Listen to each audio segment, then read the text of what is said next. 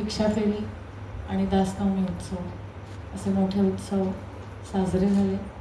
या स्थानावर देखील राधामाईंच्या इथे सद्गुरूंचं आगमन झालं आणि भिक्षा झाली.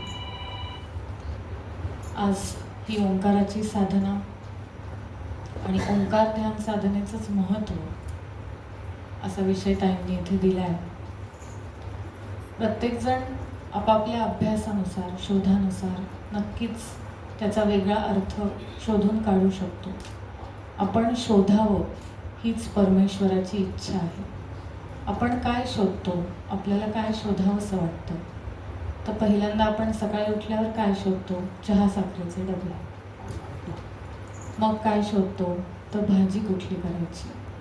आपला शोध फार मर्यादित स्वरूपाचा आहे, पण ही सुरुवात तरी आहे. परमेश्वराला असं वाटतं की हे शोधत शोधतच माणूस कधीतरी या सगळ्याला कंटाळून हे कोणी निर्माण केलं, या मागचा निर्माता कोण आहे, याचं बीज काय आहे, याचं मूळ काय आहे, या शोधापर्यंत जाईल. परंतु आपली ती प्रगती होतीये का हेच आपल्याला बघायचं. ओंकाराची साधना खूपच महत्त्वाची आहे, कारण हा पहिला स्वर आहे, पहिला नाद आहे. सगळ्यांनाच याची कल्पना आहे, अभ्यासही निश्चितच असेल, कारण आपण अनेक वर्ष ही साधना इथे करत आहोत. इतक्या एकत्र जणांनी येऊन ही ओंकाराचा नाद करणं, हे गुंजन करणं, गुंजन स्वर किंवा नाद यापेक्षा सुद्धा हे गुंजन आहे. गुंग गुंग गुंग आपण म्हणतो ना, त्या पद्धतीचं हे गुंजन आहे. ते एकत्रित स्वरूपात इथे होणं यांनी खूप मोठी शक्ती निर्माण होते. आपण म्हणतो की एखाद्याने आपल्याला हाक मारल्यावर आपण ओ देतो, तसा हा भगवंताचा ओ आहे. भगवंताचा ओ म्हणजे ओंकार. आपण म्हणतो अ उ म सगळ्यांना माहिती. अकार तो ब्रह्मा, उकार तो विष्णू आणि मकार महेश. परंतु काही ठिकाणी अ उ म हे तोडून म्हटलं जातं, काही ठिकाणी शिकवतात, ज्याची त्याची पद्धत असते. पण जर परमेश्वराने आपल्याला एकत्रित एक शब्द दिलाय तर त्याची आपण फोड करून म्हणू नये असं सद्गुरू सांगतात. अ उ म असं न करता जर एकत्रित जोड दिली तर जसं आत्ता हरिओम हा जो सुंदर उच्चार आपण केला, ही भाषा आहे परमेश्वराशी बोलण्याची. प्रत्येकाची भाषा असते. कोणी जर्मन बोलतं, कोणी इंग्लिश बोलतं, कोणी हिंदी, कोणी बंगाली. तर आपल्याला ती भाषा शिकावी लागते. तसं परमेश्वराशी, या सृष्टीशी संवाद साधण्याची भाषा ही ओंकाराने सुरुवात होते. आपण झाडापाशी गेलो, आपल्याला झाड खूप आवडलं, त्याची पानं, त्याचा रंग, आपण म्हणतो किती छान आहे. ते ऐकत असतं आणि तेही बोलत असतं. आपण त्याला पाहतोय म्हणजे ते पण आपल्याला पाहतच आहे. तसं ते काय बोलतंय हे मात्र संवाद आपल्याला समजत नाही जोपर्यंत आपण मौन होणार नाही. आपली खूप बडबड चालू असते. ओठ मिटलेले असले तरी मनामध्ये सतत ते चालू असतं. नाना विचार, नाना चिंता, भविष्याची काळजी, भूतकाळामध्ये घडून गेलेल्या घटना, कोणाविषयीचा राग, कोणाविषयीचा मत्सर, कोणाविषयीची निंदा, हे सतत चालू असतं. आपण बोलतच असतो.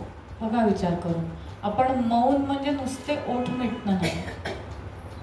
म्हणून ओंकार आपण कितीही म्हटला, कितीही जपला तरी जर आपल्या ह्या वृत्तीच शांत नाही झाल्या तर तो ओंकार वाया जातो, तो ओंकार दूषित होतो. ओंकार साधना केल्यानंतर आपण जर कोणाची निंदा केली, मत्सर केला, कोणाचा रागराग केला, सांसारिक विषय बोललो तर हा ओम दूषित होतो. जेव्हा आपण ही साधना करायला घेतो तेव्हा स्वतःशीच एक व्रत घ्यायचं की मी कधीच सरस्वतीचा अपमान करणार नाही.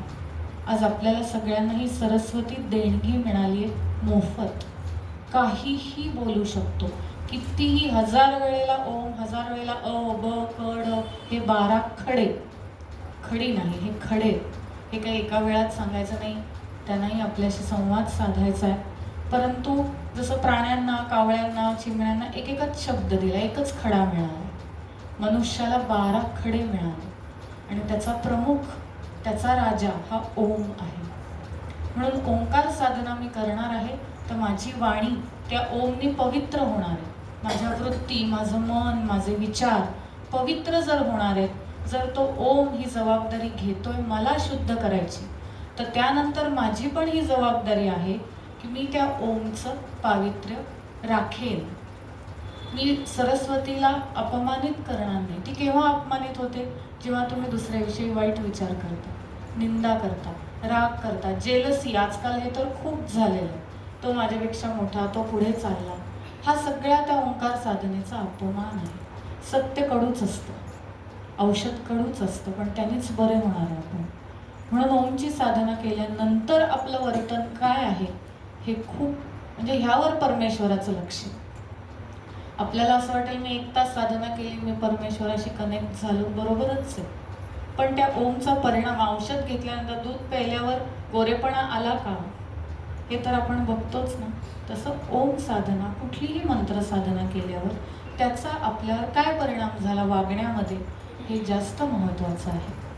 ओम त्याच्यातला सगळ्यात महत्त्वाचा शब्द आहे. कारण देवांना सुद्धा, जसं माणसाला मृत्यू भय आहे तसं देवांनाही आहे. आपल्याला असं वाटतं देवांना मरण नाही. उपनिषदांमध्ये लिहिलेलं आहे की हरिहर ब्रह्मादिक हे नाशिवंत सकळ. म्हणून ओंकाराच्या साह्यानेच ते आपली आयुर्मर्यादा, त्यांची आपल्यापेक्षा कितीतरी लाख पटीने जास्त आहे. मनुष्याची आता 100 पण नाही, 70 पण नाही, कधी 40-50 सुद्धा म्हणायला हरकत नाही. इतकी कमी का झाली आहे? तर साधना कमी झाली. साधना, पावित्र्य, शुद्धत्व वाढलं की आयुर्मर्यादा वाढणार. म्हणून ओमच्या साह्याने आपण खूप शक्ती मिळवू शकतो. देवांनी त्याचा आश्रय घेतला असुरी शक्ती मारण्यासाठी ओम. कारण शस्त्रापेक्षा सुद्धा मनोबल जास्त महत्त्वाचं. शस्त्रबलापेक्षा मनोबलाने आपण कायम जिंकू शकतो. म्हणून हे मनोबल वाढवण्यासाठी ओमची साधना खूप महत्त्वाची आहे. हा गुंजन आहे, स्वर आहे. जसं ही संधी काल आहे. ज्या वेळेला सूर्यही शांत व्हायला लागतो, चंद्रही उगवलेला नसतो, तशी पहाटे पण संधिकाल असतो. आपल्याला असं वाटतं संधिकाल फक्त संध्याकाळी. पहाटे सुद्धा अशी एक वेळ असते जेव्हा चंद्रही अस्ताला चाललेला असतो, सूर्यही उगवलेला नसतो, ती मधली वेळ. त्यावेळेला जर ही ओमची साधना केली सकाळ आणि संध्याकाळ, तर त्याचा लाभ जास्त आहे. कारण संधी, आयुष्यामध्ये आपल्याला संधी मिळाली पाहिजे. सत्संग करण्याची संधी, गुरुसेवा करण्याची संधी, चांगलं काहीतरी ऐकण्याची संधी, उत्सव साजरे करण्याची संधी, बरोबर आहे की नाही? छान काहीतरी आयुष्यात करण्याची संधी. कशाची संधी पाहिजे मिळायला? आपण म्हणतो संधीच नाही आली मला, चान्सच नाही आला मला. तर ती संधी मिळवण्यासाठी संधीकाली आपली साधना झाली पाहिजे. त्यामुळे इथे ही साधना होती ओंकाराची, खूप महत्त्वाचं आहे. सांगू तेवढं ओंकाराचं महत्त्व कमी आहे. परंतु ह्या ओमचा परिणाम आपल्यावर काय होतो हा आपण नक्की बघावा. आणि जसं राधामाई शिकवत आहे तसा घरी पण त्याचा रियाज, हा रियाजच आहे. अचानक जसं आपल्याला लता मंगेशकर नाही होता येणार, त्याला रोज रियाज लागेल, तसा हा ओंकाराचा रियाज, तो आपल्यामध्ये मुरणं, तो आपल्यामध्ये बिंबणं खूप महत्त्वाचं आहे.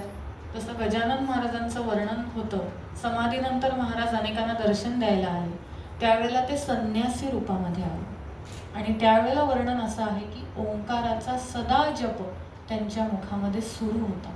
अखंड ओंकाराचा जप गजानन महाराज करत होते. इतकं ते ओंकाराचं महत्त्व आहे. जरूर आपण ही साधना माईंकडनं घ्यावी. आज मला इथे बोलण्याची संधी दिली त्याबद्दल अनेक अनेक धन्यवाद. जय गजानन.